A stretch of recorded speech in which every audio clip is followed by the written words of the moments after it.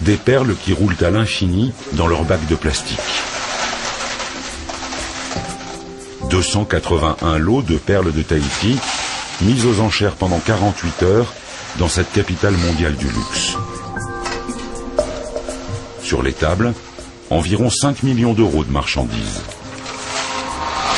Les acheteurs viennent du monde entier, courtiers japonais, grossistes indiens, bijoutiers français.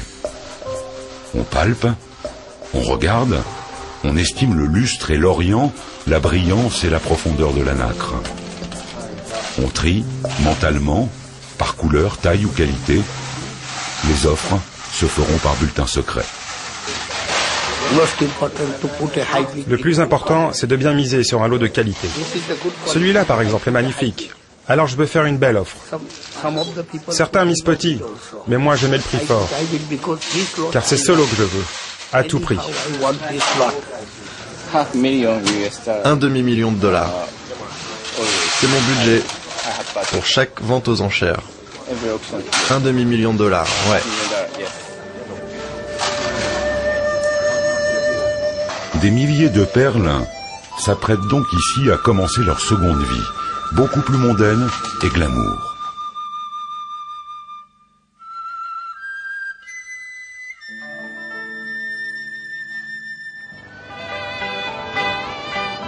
Parce que d'une certaine façon, comme 95% des perles de la planète, elles ont commencé leur vie dans un endroit aussi improbable que celui-là. Un petit lac à Juji, au sud de Shanghai.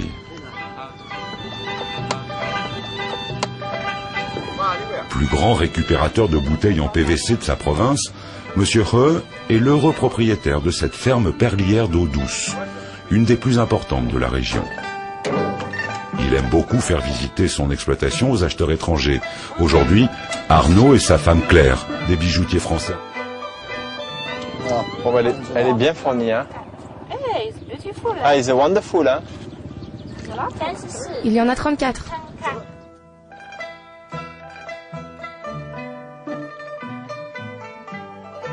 Monsieur He est aussi un acteur essentiel dans une production rentable, celle des perles de mer. Explication.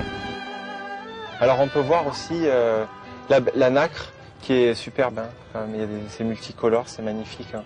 Et la nacre est aussi utilisée pour la fabrication de nucléus. Les nucléus qui seront insérés dans les huîtres pour la production de perles de mer.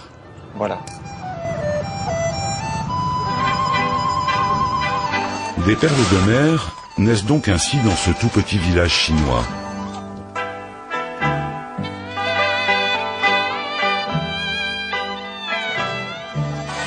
La chair des huîtres d'eau douce est inutilisable, on la jette.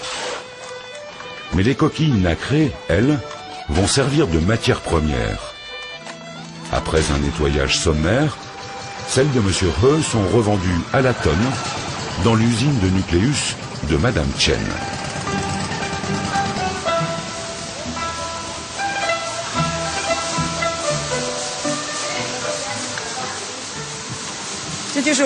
Oui, celles-là, ce sont des coquilles qui viennent du lac de Suji.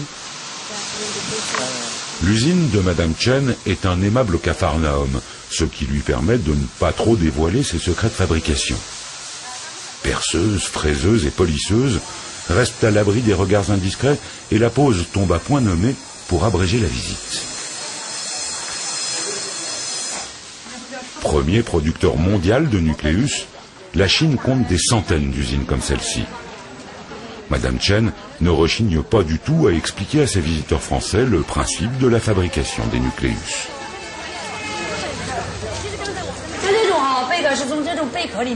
Au départ, on a une coquille comme ça.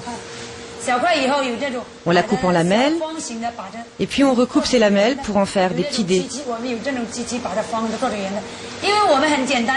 Ensuite, on a une machine qui permet d'arrondir ces dés. On fabrique comme ça des billes de nacre toutes rondes. Celui-là, c'est le moyen, parce que tu as vu la couleur pas blanc. D'accord. Ça, c'est les nucléus pour les perles de mer? Ça, c'est la meilleure qualité. D'accord. Perles de Tahiti aussi. Pour les perles de Tahiti, ils utilisent ce nucléus. Parfait. Ces nucléus chinois permettront un jour de développer de vraies perles de mer.